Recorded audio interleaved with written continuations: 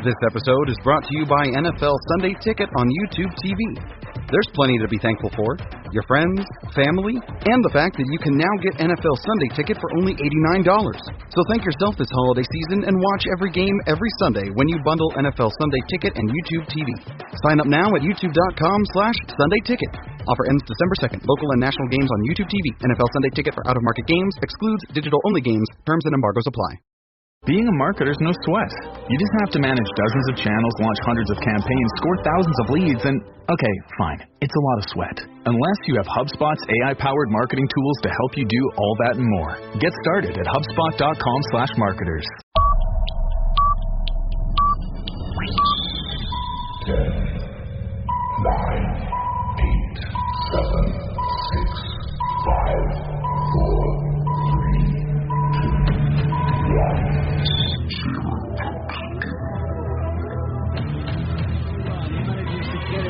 Jacob Minter. Good job with the shot, and the Slough Jets have taken the lead on the power play. With the shot for a goal. No need for the save from Lordo, and Campbell finds himself in, and it's 3-1 to the Shelter Chieftains.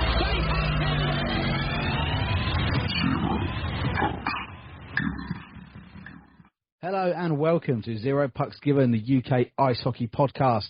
We're in partnership with the Hockey Art Co, hockey clothing for hockey people, worn by the best and hated by the rest.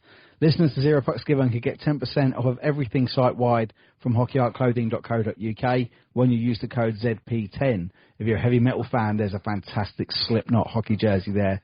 Get your hands on those. I think you might have just missed it for Christmas, but absolutely for the new year. Get it, get them bought, maggots. Love a bit of Slipknot.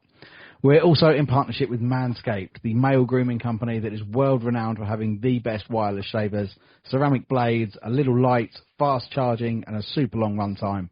The best wireless shavers on the market. You can get 20% off of everything from manscaped.com when you use the code 0pucks20. And we are also on the Sports Social Podcast Network, the largest sport podcast network in Europe, boasting over 500 podcasts from more than 20 different sports, and we're absolutely thrilled that ZPG Ice Maidens and Zero Pucks Given is a part of it. Well, welcome along to episode 134. We've had a little week break from doing the interviews, but we've jumped back straight in, and we're going to be chatting with Streatham Redhawks' JJ Pitchley. JJ Pitchley, how you doing this evening, fella? I'm good, thank you very much. Yourself? I'm very, very well. Thank you so much for having me. We'll lift the curtain slightly. It's a Tuesday evening after the weekend that just happened. Talk to me about that game, man. Guys, yeah, I mean, admittedly, even all the games we've had against Slough this year have been, pretty tasty, pretty kind of, pretty good to watch by all accounts, and certainly pretty good to kind of be involved in and play. For me, after I've been away for a week, it was a tough one missing the weekend before, but the boys dealt with Invicta rather well, and coming back for me, I landed Saturday morning, so a bit of rest, and then straight into a very, very good game. So, probably didn't get off to the best of starts. I think it was pretty even throughout the first, and then obviously they got a bit of a break when we got ourselves into a bit of unfortunate penalty trouble with Mr. Blaine Evans. So, but no, they're very good. They're very, very, very young and skilled team, and same as a couple of games last year, we just managed to have a little bit more in the tank, and for whatever reason, played a very, very good third period, last 10 minutes, and come away with the points, which, from my side of things, is all that really matters. So, yeah, I was at the game at the Hangar before when they were 2-0 up, and you managed to pull it back. Yes, we have a habit of doing that at the moment. So, yeah, and that belief in the room that Paint said about in his coach's thoughts on this week's roundup episode as well. That belief is clearly there, but I mean, put your feet in the other skates. Do you think they've psychologically got a problem going 2-0 up against you? I won't go too deep with it, because obviously I've got a few people that I know and whatnot that play at Slough, and I've got the utmost respect for Smits as a coach and whatnot. I played with him. He was my coach back at Bracknell, and tremendous credit to what he's done there at Slough with the juniors after my dad left. He's done fantastically. He's brought up a lot of good players that are now kind of very comfortably sitting in that NHL 1 team, and admittedly, with guys like Jack Goodchild, Christian, Seb, they're going to make that breakthrough to the National League very, very soon, and I think it's not a matter of when, it's just if. So it's going to happen. I think it's one of those. They take their chances very, very well, but they play very, very good on the rush or when a team gets themselves into penalty trouble. They take advantage of the opportunities they're given. Don't get me wrong, they do make and create quite a lot for themselves, but unfortunately with a team like us at the Redhawks, we're stacked top to bottom with experience from guys like Paints, Watty, Sam Waller and myself that, played in the old EPL, and, a lot of National League guys that have made the drop of recent. We're bound with experience and a lot of older guys that have always kind of been in that position of, they're probably, myself included, played for good teams, but not teams that are running away with wins every week and every weekend. So, to go out and have to graft for a win, it just as I said, it just kind of seems to be the way we're in at the moment. So. Yeah, I mean, it certainly does show that psychological experience that you guys have down there, as you say, a good blend of experience and some young players that you've got coming through at Streatham as well. I know Roman Cathcart had a hell of a night on. Oh, good. Roman's he's a very, very good player. I know he's young and he's got a little bit of experience senior hockey-wise behind him. Obviously, playing against him, I think he was probably 16, 17 back at Basingstoke last year when I was at Bracknell, and played against him a little bit then, but kind of really come to notice him last year when he was at Slough. He kind of went undetected a little bit last year. He popped up and he did what was needed of him, scored some good goals in some big games, but I think this year he's made a statement for himself in this league already. He's like that goal at the weekend that kind of set the pace for us to pretty much kind of take over a little bit on Sunday. I think he probably was on the ice maybe 40, 45 seconds. He followed the puck in hard. D-Man tried to skate up the wall with it and just absolutely obliterated him. And it gave him a little bit of oomph. He literally got the puck 10, 15 seconds later, went and scored, and that was it. We just kind of took the momentum from him. So he's been a little bit of a game changing for us at the moment. He's playing really, really well. So yeah, he has. I mean, yourself over the last couple of years at Streatham, you sort of took a role as a little bit of a talisman almost within that Streatham side. Picked up some important goals. Got on the score sheet in the playoffs last year, although it wasn't a successful run out for Streatham. But do you feel that, you think that, as you sort of mentioned yourself there, in that raft of experienced players, do you feel that kind of responsibility there? Yes and no. I mean, yeah, certainly last year I'd probably say it's a little bit different than this year. We've got, a few more boys that can put the puck in the net and, probably on that same kind of level as myself as, 2-3 years ago may have been, a very, very high goal scorer every year. But now we're kind of we're fairly balanced at Streatham at the moment. Even like the same as last year, our goal scoring and our points tally was so spread across the roster last year. I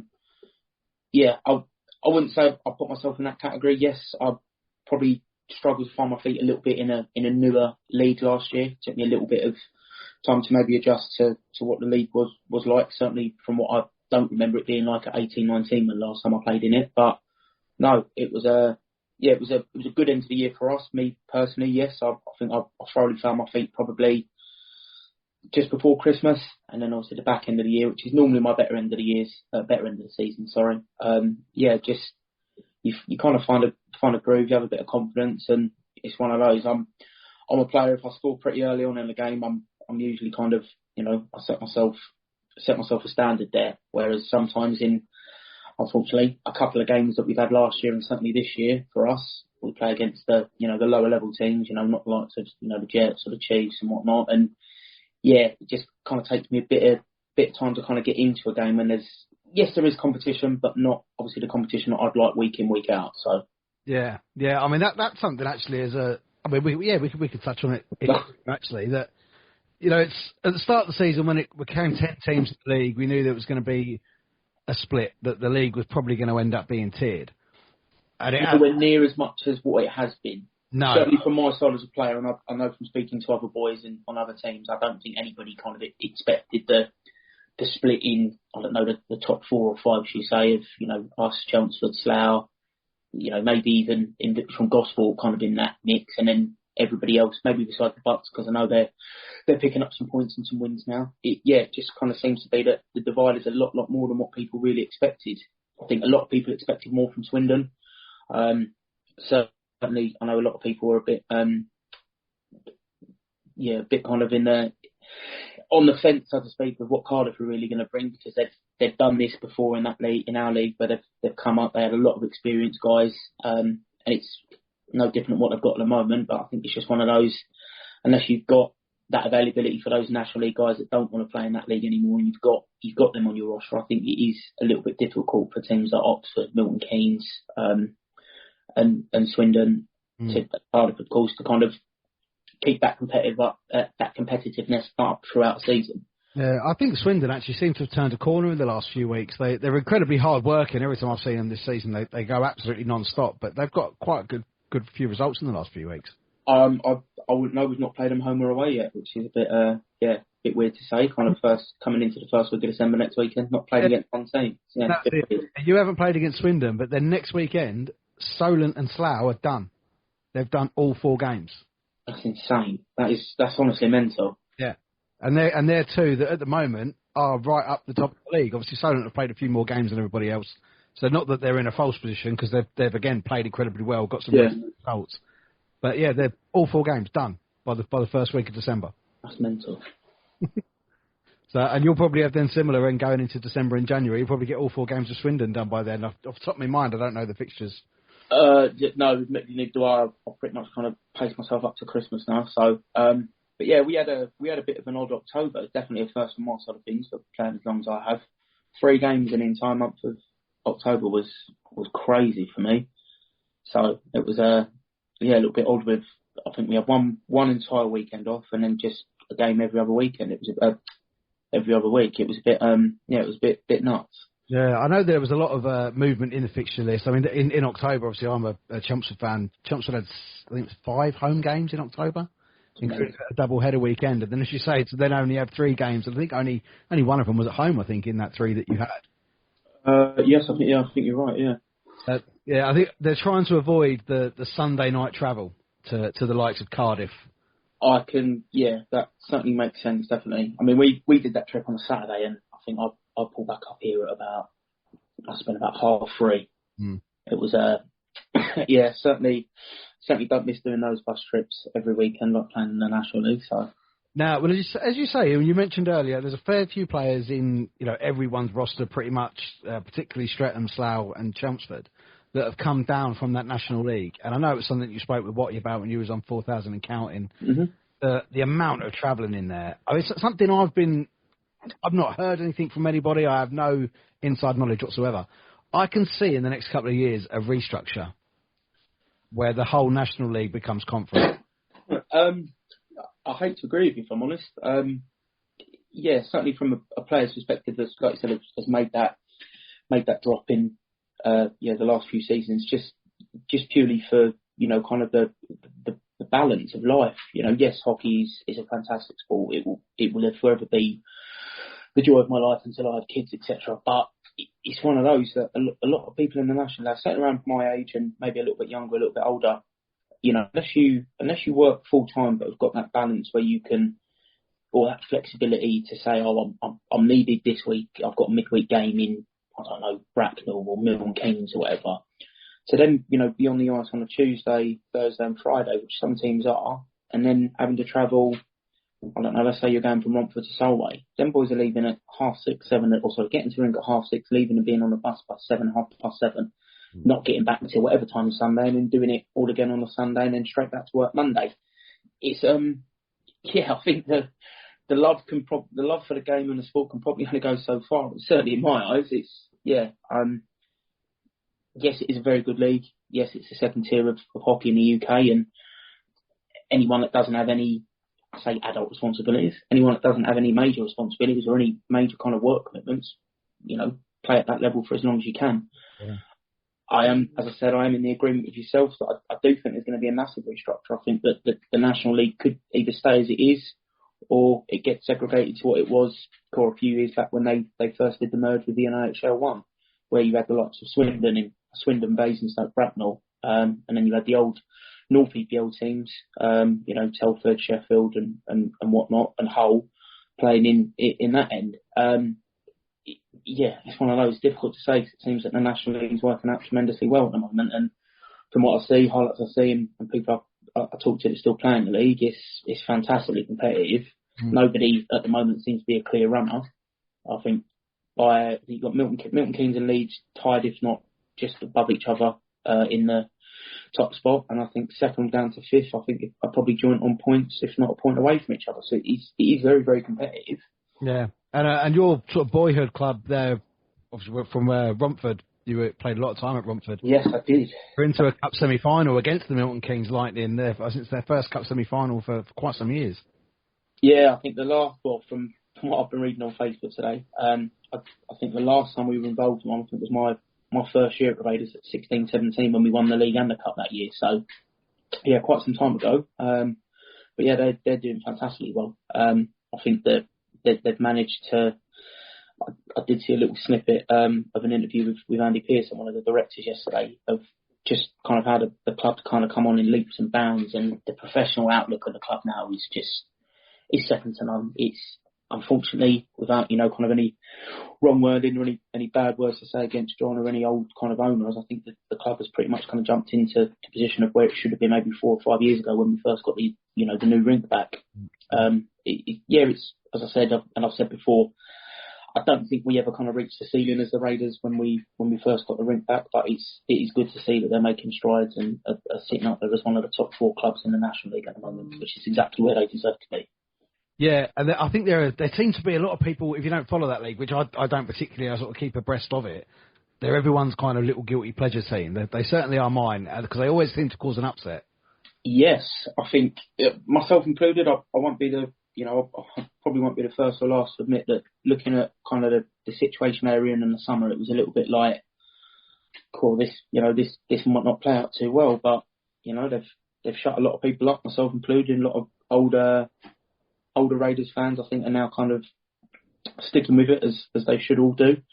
It seems to be a good place to play at the moment. Everyone I speak to or know that still plays there say how, what good position the club's in, and the way that they're striding forward and trying to, encase himself as a top, as I said, top 4 team in that National League and try and bring some silverware back to Romford, which as a club and as a team, as a town, is exactly what they deserve. So. But with your connection with Romford, and I know you're quite close with Jason Buckman, was you going to the Buccaneers ever an option this year?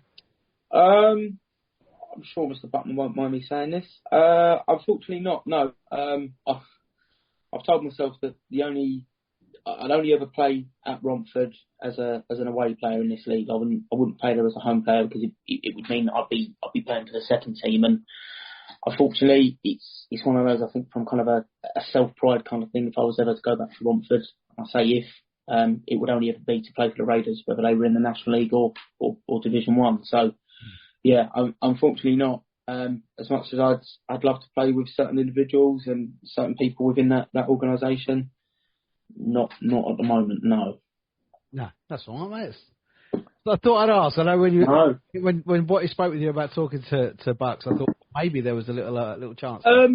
No, it's just I mean, as I said with Botty, I played with Bucky when I was 16, 17. I've played against him when he went back to Peterborough and vice versa. He's a great guy, and I think he's in a very, very good place with coaching the Bucks. He's got a tremendous amount of kind of talent coming through that whether he has the opportunity to keep a hold of them or feed them up to the Raiders. I'd love to see him take over a National League team, whether that's at Peterborough, Romford or whatever, because I think he is a very, very good coach and he's a very, very good player, and he seems to have kind of transitioned that into the coaching side fantastically well, which not many people can do. So, no, hats off to him on that. So.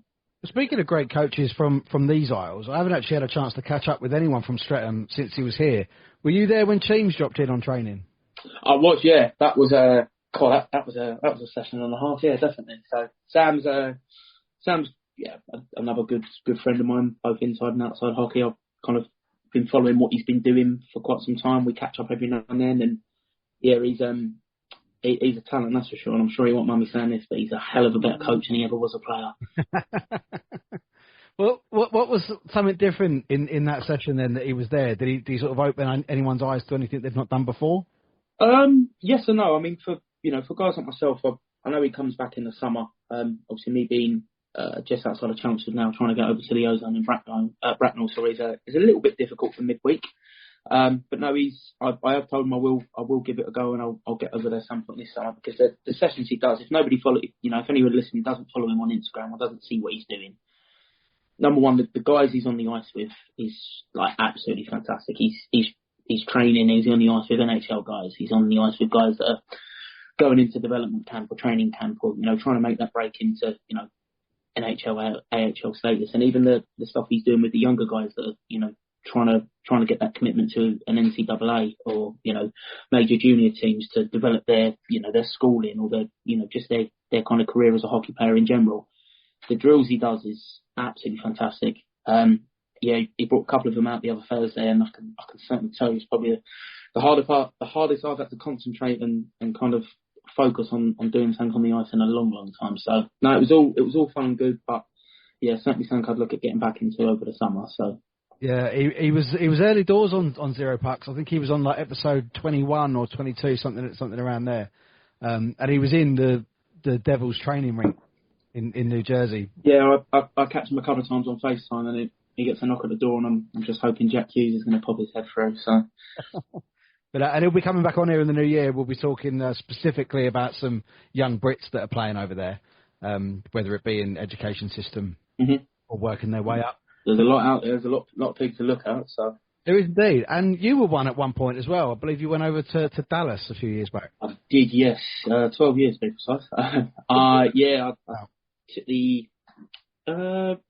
I'd say it was an odd one. It wasn't an odd one at the time. I think kind of looking back on it now, it probably happens a little bit more than it used to, certainly. But no, I think I just finished playing for the 18s of GB. So there was myself, David Clements, who's at Coventry, Ben Russell, who's obviously with Chelmsford, and then you've got Bobby Chamberlain, who's up in Hull. Those three went out to Ogden in Utah. And I decided to take the unconventional route and go to Dallas, down in Texas. As I said before, it just phenomenal from, the moment I got there to the moment I left. It was just a fantastic experience. Hockey-wise, life-wise, so much so that I literally just got back from the gentleman that I lived with in Dallas. His wedding was in Mexico last week. So, oh, fantastic. Absolute. And I saw...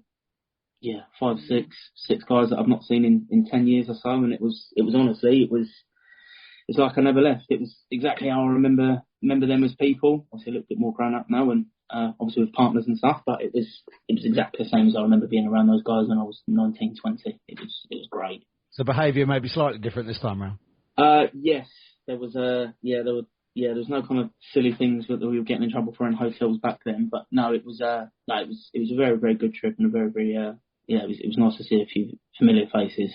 Well, in that year you played over there, you put up some decent numbers. I think you actually ranked out second with points in that year. I was just off the top mark. I think there was a couple of assists for a few games I missed for suspension, probably. So, it was probably... Find it suited your game playing over there? I think for me, my outlook on things was probably I went in off of just finishing that year with the Raiders when we won the league, and it was a bit like I did obviously want to carry on playing for the Raiders, but I thought that there might be another avenue to kind of look at, and it was one of those the opportunity arose, and I'm very, very thankful it was taken by myself and my family with both hands. I was looked after fantastically well by the team, the owners, the coach, as well as obviously the family that I lived with. It was just all round as a good experience. I think for me, it probably made me look at my own game probably a little bit more. I say defensively, yes, a little bit more responsible. It wasn't a case that I was having to go out and score a goal, 2, 3 goals a game. It kind of taught me a lot about to be a proper hockey player from the moment you get up to the moment you go home. On the ice every day, in the gym every other day, and then obviously 3 games of a weekend. It kind of put you into a bit of a regiment and a schedule of what a full-time hockey player was like. And obviously back then at that time, that's all I wanted to be, and that was that really. So yeah, I mean the way they've got it all set up over there with the different leagues, the different levels, the pathway that exists, especially between being a junior player and up to being a senior pro. Mm-hmm. Your dad's been involved a lot with the coaching of elite junior players in this country. Yep. Do you think there's something to be said for whether it should be one of two things or maybe even both? Should the pathway here be made better, or should they embrace our younger players doing what you did and going abroad to gain that experience and then come back? Or further? I think it's a bit of a catch-22. Yeah, you touched on there, my old man and others within both the junior national programme, like the Englands and the conference or showcase, however he wants to refer to it, or they want to refer to it now, because it's a bit different than when I was younger. I think the progression pathway is definitely there. I mean, all you've got to do is just kind of look at some of the GB rosters over the last couple of years and where those kids are playing now. Kieran Brown, Cole Shudra, even the likes of Owen Brunton, Joe Tomlin, Brindley Caps of more recent.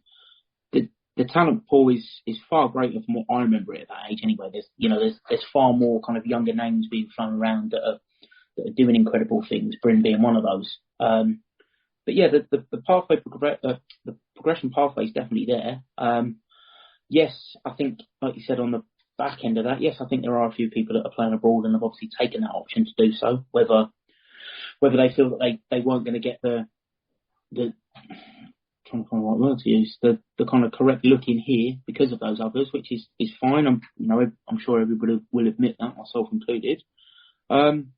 It's just one of those. I think it's a personal preference. Unfortunately, I think finances comes down to it massively. As I said, fortunately enough, I was able to be in that position where I was able to do so. My family were there to help me along the way with that. But it's not for everybody. If it means that you've kind of got to stay home and finish your school or whatever, I think it's a personal choice and of course a financial choice for the main part of it anyway. So. Do you think for the younger players though, they'd like to see a pathway established, almost similar to the NHL, AHL, OHL, where it was Elite League, National 1, and it was farm teams?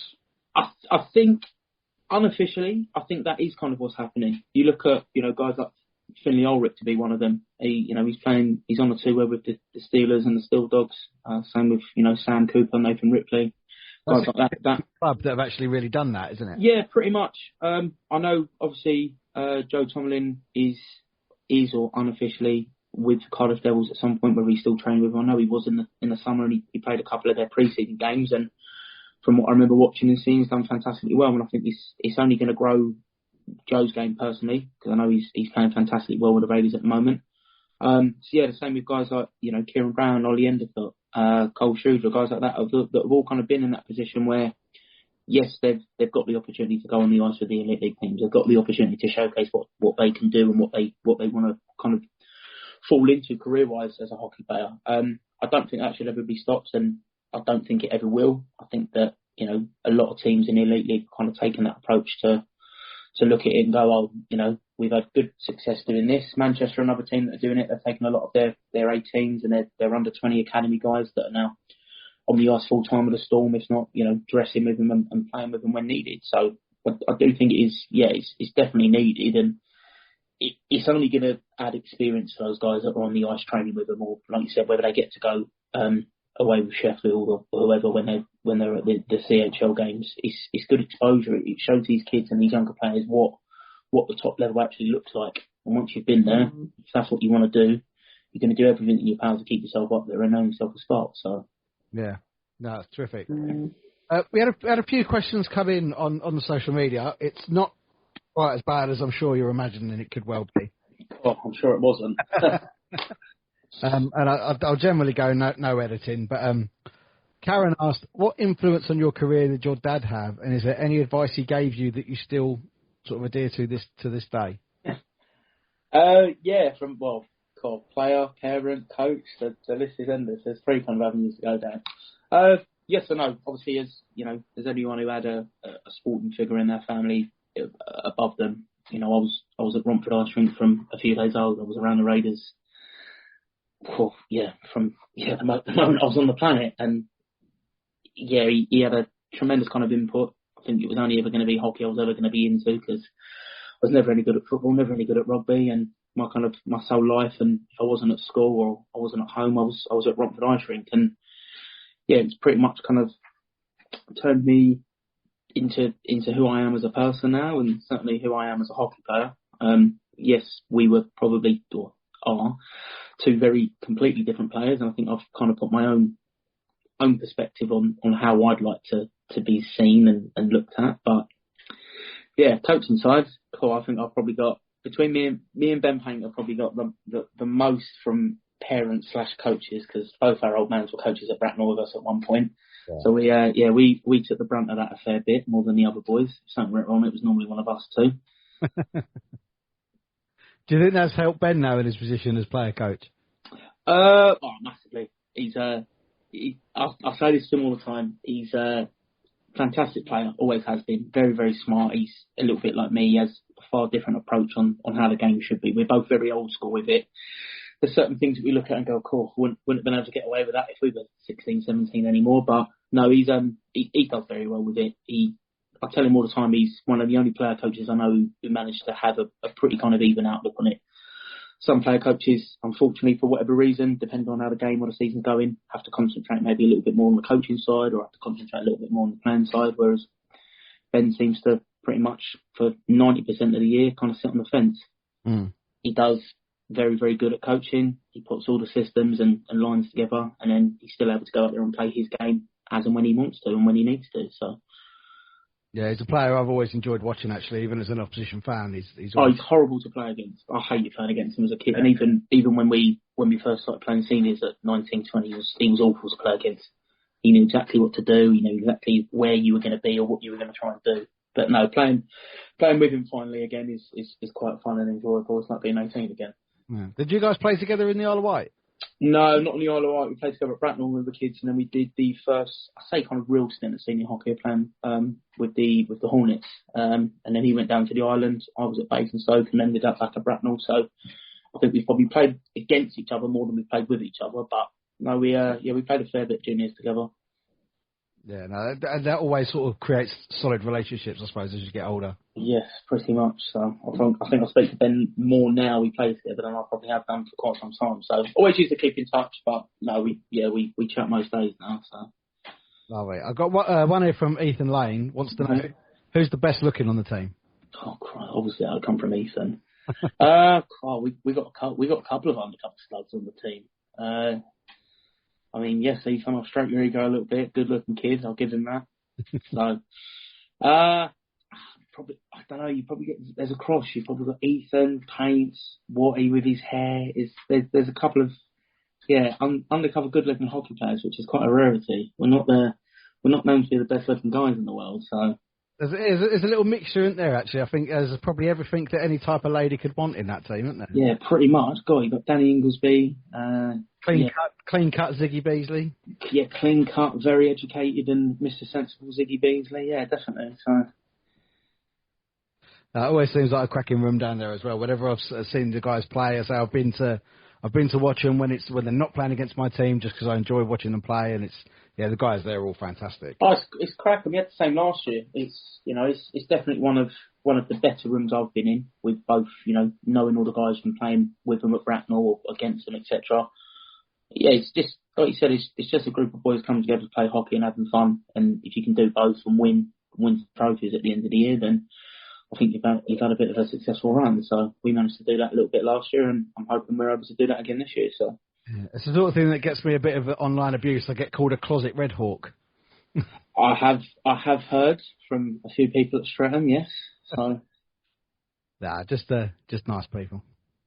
We can be. Zach Ball has asked, is there actually much difference from playing in the National League to now Division 1? Talent-wise, no. I had this conversation with Paints last year when we won at Coventry. As I said to you earlier on, I think I will be the first to admit I probably massively underestimated it from what I remember it like. But no, the talent-wise is spectacular. Like you said, you got a lot of National League guys that have taken the drop. A lot of guys that are at Streatham, Slough, Chelmsford, solely just because of the travelling and life choices or work commitments. And personally, I think it's going to be the same this summer. I think you're going to see a couple more kind of take that leap. I think it's just a little less commitment, not too much. Obviously, it's the hockey's still fantastically competitive. There's no blowout games or games that you go, oh Christ, I can't believe I've got to go there, and this is gospel, but you've got to do that. So no, I mean. No, definitely not. I think the step between them is not as far as what it used to be. You know, certainly not from what it used to be with the old EPL. That step from NHL 1 up to the EPL was, once again, first hand. It was a big step. Whereas now I think a lot of these younger kids that are able to make that step up to the National League from NHL 1, I think that because of the competitiveness and the way that the league's kind of ramped up in the last 2 or 3 years, I think that step's very minimal now, and it just means that guys are going to be able to grow into that National League a little bit sooner than what they would have in previous years. Yeah. Well, you mentioned Coventry, and Mr. Anthony Russell has jumped in and asked you to repeat word for word what Danny Milton said to you before your penalty shot at Coventry. I think it was along the lines of, "Don't mess this up," something like that. And yeah, he was pretty correct. It was it was definitely something that was playing on my mind at the moment. I kind of skated up to that penalty shot, definitely. But yeah, Mr. Milton was there, in my head the whole way down towards the goal. So, well, funnily enough, the next question comes from Milts. I bet it does. And he asked, when are the goggles coming back? And was you a way better player with them? I'm not coming back. They went a long time ago. Yeah. I think I was just a little bit younger and a little bit more, a little bit more kind of confident. Whereas now I know what I can do. I know what I don't want to do and go towards. So no, they're not coming back, Mills. Get over it. Now I've got 3 questions here from, I can't see the name. I think it might be Linda. The username is musicbuff952. What's your favourite away team? Oh, away team. I don't really know, to be honest. What's your favourite away pad or rink? Oh, away rink. It could be the same answer to both questions. Yeah, it might well be. I mean, for the first couple of years, I seem to, for whatever reason, play very, very well in Leeds. I like playing in Leeds. Telford's another really nice rink. I don't think anything beats playing at Sheffield, though. So no. And hopefully, okay, you may well be up there again this year. So that's something I think that where my idea of this restructure is coming from. I think that this is like a test event for it, where the National 1 sides are going to have that playoff final. Yeah, I heard snippets about it in the summer. Obviously, just kind of speaking to people that are in the mix and sit at the table. Nothing obviously official, but obviously it was mentioned, and I personally couldn't really kind of get my head around it. I know last year at Ali Pally was technically a one-off, but I know we played awful, and we should have been in that final against Chelsea or whatever. But I think the event as a whole for the weekend it's a great venue. You're technically centre of you're North London. You're not far outside the centre. There's plenty of places to eat and go and do. I think as a hockey hotspot, so I thought it was a great venue for the weekend. Yeah, I thoroughly enjoyed my weekend there. I thought it was terrific. I can't say I'm looking forward to the stint up the M1 to Sheffield for a playoff weekend, and then hopefully to Coventry a few weeks later. Certainly put some miles on the van, that's for sure. So, but the other question that Linda's asked is, how tall would a scary goose be, in your opinion? Which I do love a random question every now. Oh God, trying to think of that from an adult's perspective. As a child, I remember seeing some when I was a kid, and they were probably the same size as what they are now, just a little bit smaller. Now I'm older. Christ, I don't know anything that I reckon could kind of get your fingers. So it's most ducks at the moment. 3.5 foot, 4 foot. Yeah, exactly. I think that kind of goes into the lines of the horse-sized duck-sized horses question, doesn't it? Yeah, no thanks. No, animals should be the size they are, and that's that. Sharon Perrott has asked, what is it like playing at Streatham compared to other teams you've played for? Very different. I think what he asked me a similar question.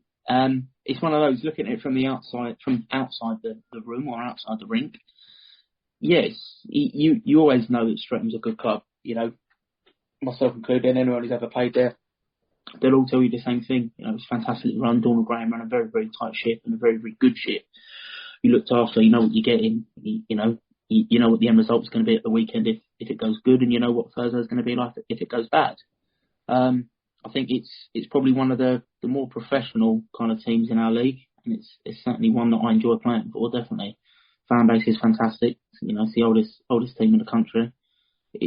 You've got a mixture of fans from young kids running around to university students right the way through to, people that have been fans of the Redhawks or the Redskins for, 70, 80, 90 years. It's a complete mixed bunch down there, and it's never, a home game is never not packed. There's never not an atmosphere there. So, no, it's definitely way up there. I'd like to put it on par with obviously what Romford was like when I was a kid, and certainly from what I'm hearing, what it's like now with, just the die-hard fan base of, they just want to see the best for the team. So, yeah, funnily enough, then that actually, it's almost like you've seen these questions. I haven't. I wish I did. It leads on to the next one, say, from Emerton J. Mm-hmm. It would be fitting if you would like to end your career at Romford. Would that be something that you would ever consider? Absolutely. Yeah, definitely. It'd be, from my side of things, I think it'd be kind of like a fairy tale storybook ending. But of course, you never know what the future holds. I've got no plans on, kind of leaving Streatham or anything anytime soon unless I'm not needed. But no, if for a reason I was to call it a day anytime soon, then I would like to do it as a Raider. Yeah, definitely. Yeah, obviously I know when you was on with what you sort of explained that you sort of started your own business and everything. So work obviously playing in this division must balance it a lot better for you.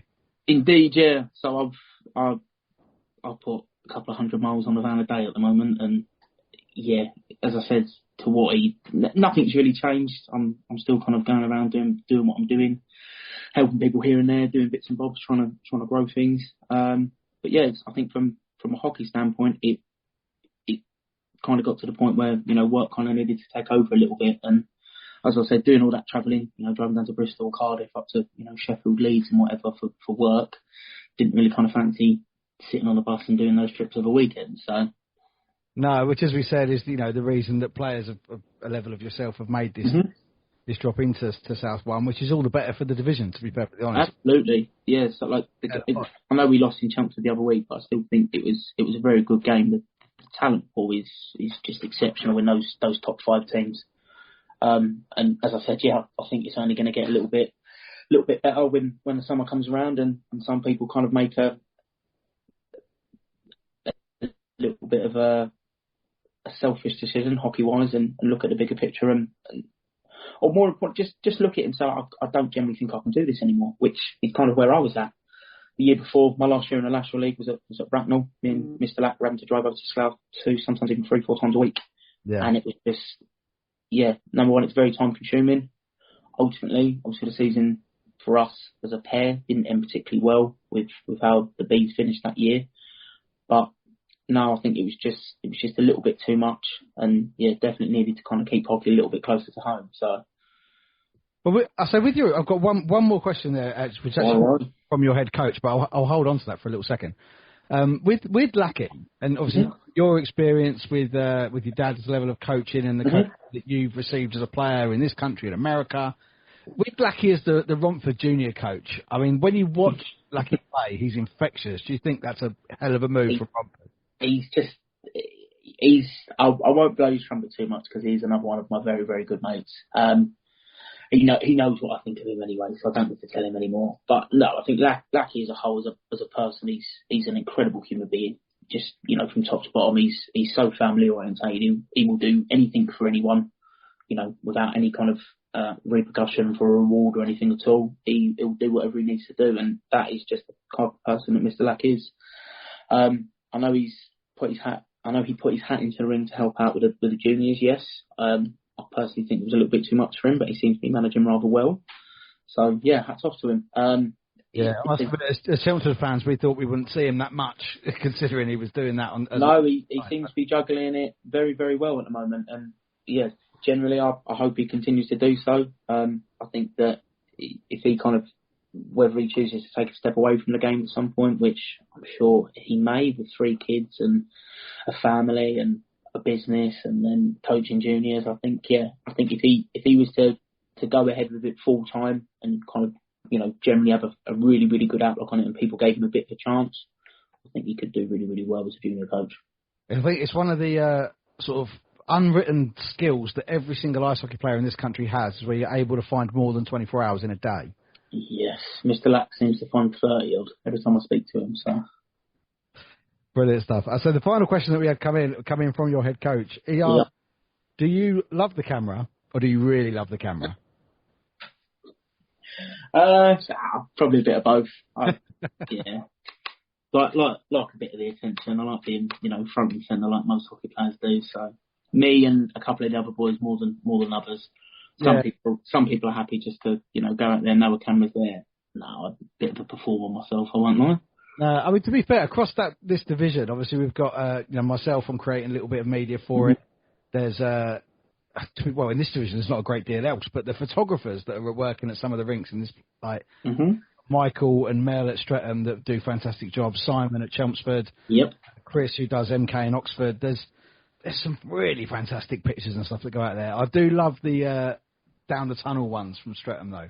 I think they're brilliant. Yeah, Mel has a habit of catching, and Michael at the moment, they have a habit of catching some of the boys, and I think it's one of those, occasionally you might ignore them, but every so often there's a few boys that like to stick up a bit of a pose and like the old WhatsApp and Instagram pictures, don't they? So.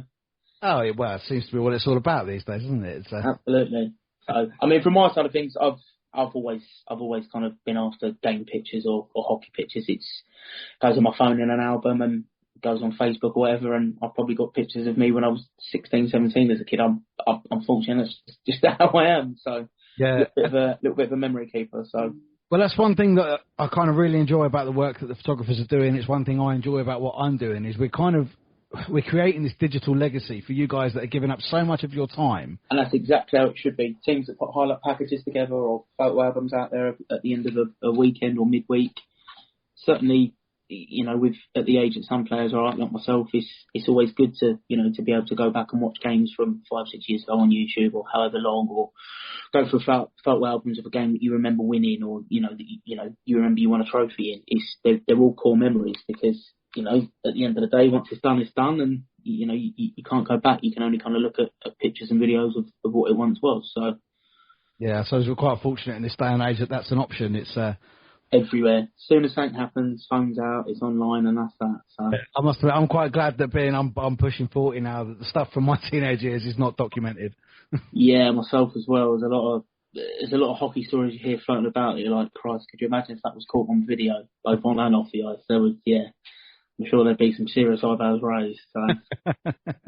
Well, I think it seems to be, touch wood, one of the sports that's not kind of going down the crazy route of, I can't remember what they call it now, cancel culture.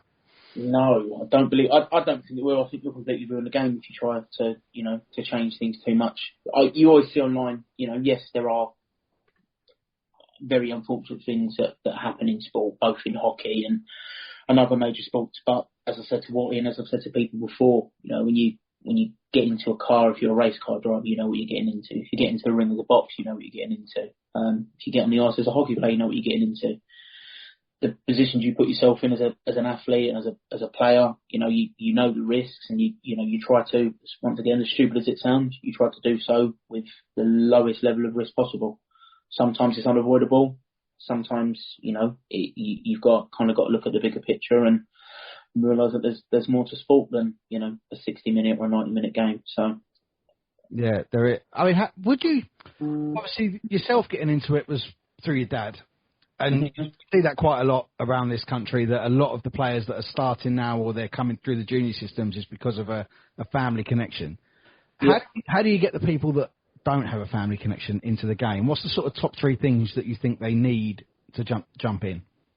So I know a lot of teams in the National League have been very, very well at this. And even from when I was a kid, I remember when Dad played for the Raiders. You've got to get out in the local community. You've got to go to these summer fetes, the fairs, and even schools programs. Yes, I know it's probably a little bit more difficult to do now with the DBS aspect of things, whereas before, from what I remember, a lot of, Dad's teammates when I was 6 or 7 used to just come into school and that was that. So, yes, obviously you've got to go about it the right way. But I think you've definitely got to get into the community. You've got to, you've got to get these kids coming to watch hockey, get them excited about another sport besides football, cricket, basketball, and rugby. I think definitely that it's definitely grown in the last 2 or 3 years.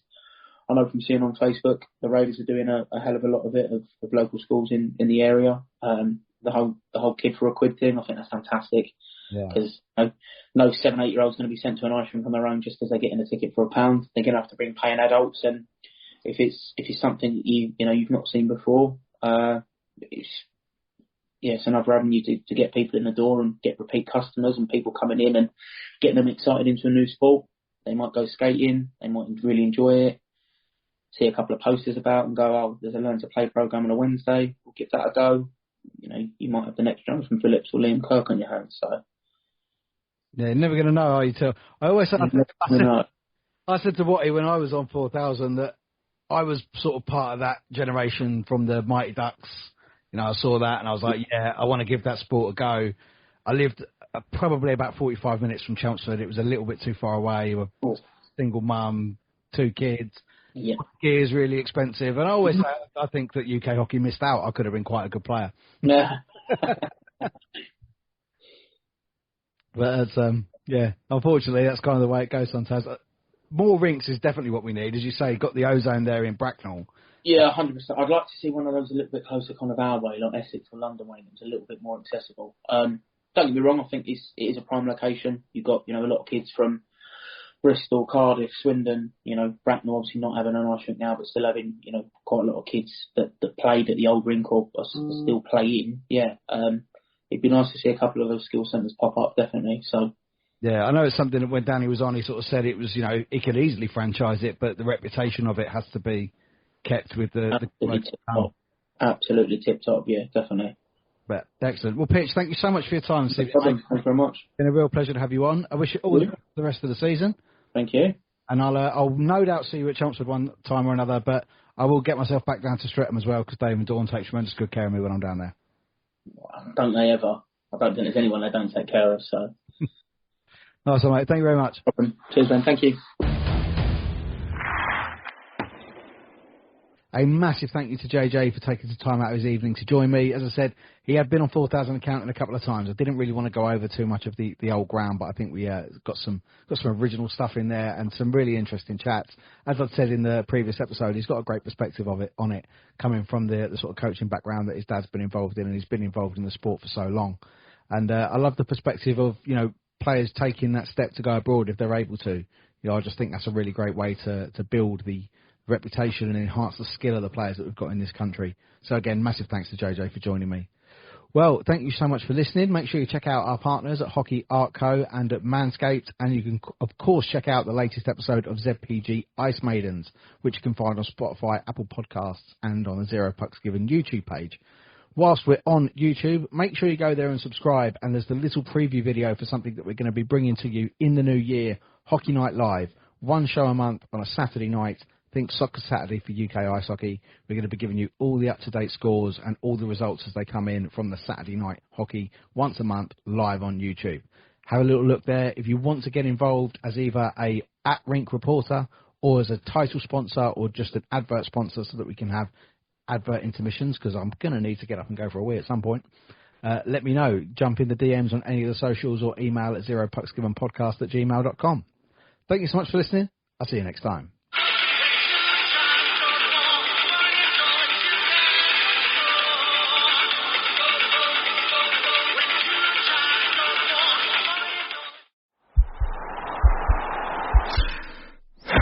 This podcast is part of the Sports Social Podcast Network.